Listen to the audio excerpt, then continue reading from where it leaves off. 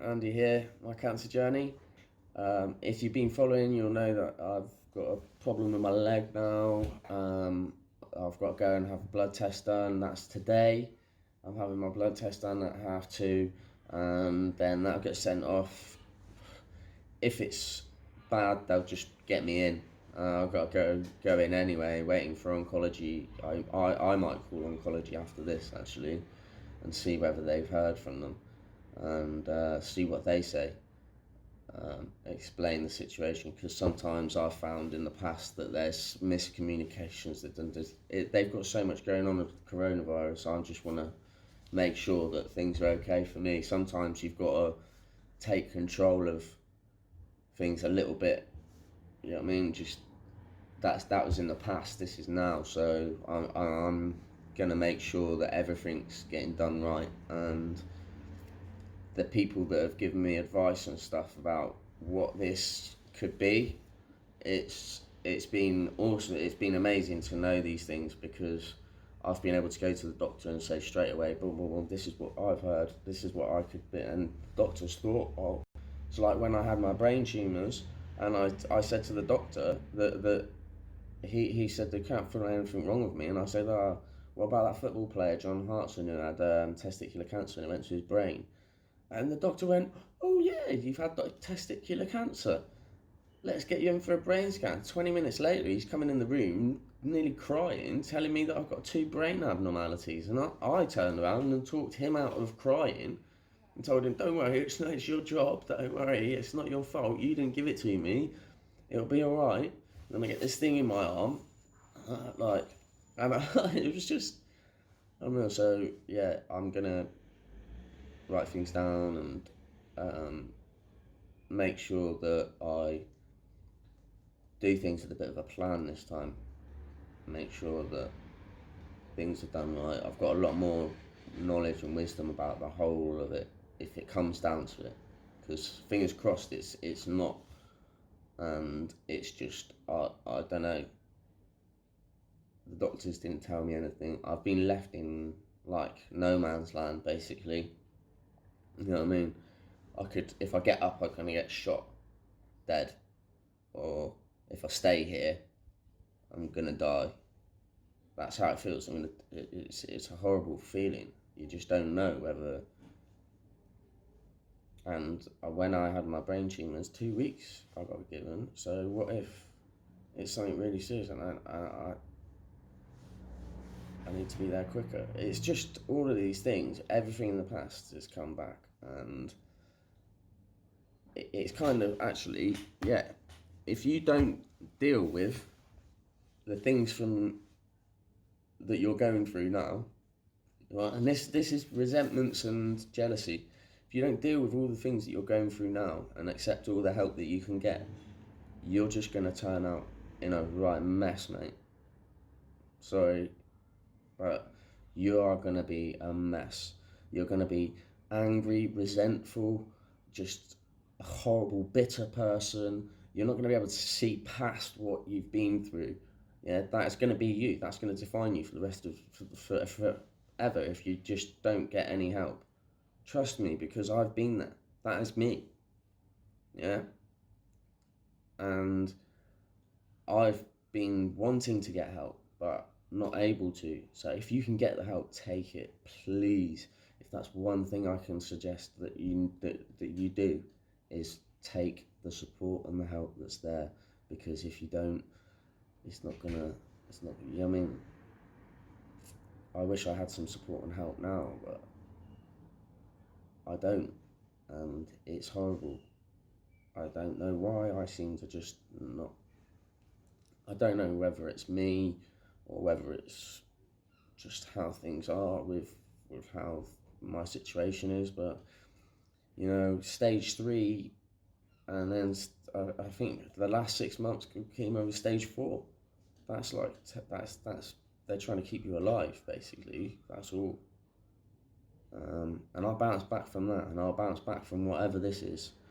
But I've just I'm waiting for a phone call today as well to start talking about my anxiety and depression, and like how this has affected me so much that I could be making myself feel more symptoms. Your brain can do that, and that's because I didn't do anything, and I've got PTSD and things like that that I'm now going to get some help with, thankfully. But 10 years of trauma that's been added to it from not taking the help. So to finish up with resentments and things like that, yeah, the only way you're going to not end up resentful and angry and bitter and twisted and suffering with PTSD, anxiety, depression, like you wouldn't imagine it. You're going to be stuck being someone who had cancer. That's it. And you ain't going to move on with your life or anything. Nothing's going to get better. You're just going to be the same as you were when you're having the chemotherapy, but you're not going to feel as ill. You'll feel ill, trust me. It brings anxiety and depression will make you ill as anything. And if you've got the PTSD and everything like that, you'll think you've got cancer every time you get a scare. You're reliving it. You're back to having cancer. Literally, I feel like I've got cancer again, and it's horrible. But that is the consequences of not getting help. You know what I mean? And when I was, 10 years ago when I finished all of my treatment, and I wanted to get back to life, I don't know whether I would have engaged, because I just wanted to be me again. I wanted to get back to living life, and I didn't understand anything. I was in denial because I hadn't got any help, and I made myself worse through doing that.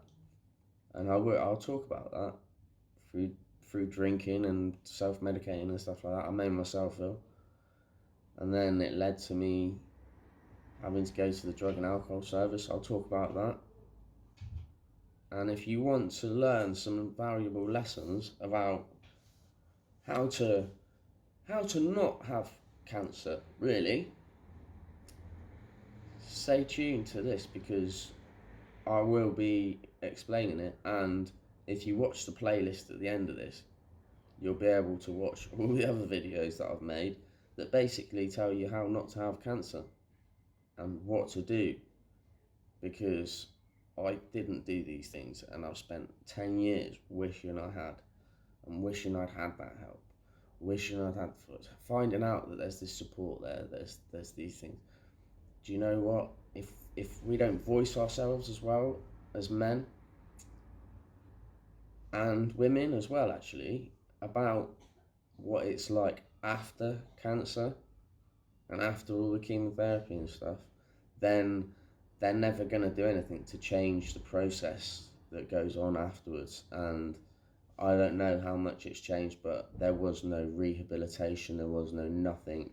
It was just, see you later, well done, you've beaten it, go and get on with life. The doctors didn't even have a plan to wean me off all the medication that I was on. It was like they're just going to leave me on it or something. It was unbelievable. It took me realising that I had an addiction, and then going to the doctors and asking what they were going to do about it, because they put me on I did a bit of research, spoke to some people, and I found out that they put me on addictive, very highly addictive, the hydrocodone, like morphine-based, basically opiate-based painkillers, and didn't have a plan of how to wean me off of them. They sent me to the drug and alcohol service, which then brought on more problems.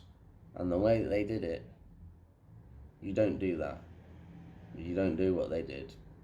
And I'll explain that, and it is interesting, and it's something that you want to watch, because as I've gone through the drug and alcohol service, I've met lots of people like me, and I've tried to advise them from what I learned from going there through medication addiction, because that's just prescribed medication addiction, and these some of these people, I came from a bit of a misspent youth, well, a very misspent youth actually, and I I I knew a bit about the drugs world. Like, I'm not gonna say I was a genius with it. Like, I had a degree in drugs and stuff, but I've been in that world, and I was totally out of my comfort zone going to the drug and alcohol service. It was unreal, and it showed me another world of self-medication that these people were all doing to themselves, that hadn't had accidents, or had accidents and they'd gone on to use other drugs because they couldn't get any more painkillers, that they needed more, and then they ended up going onto the streets. And it's just such a dangerous thing. So take the support and the help, please. Right, I'll let you all know how I get on.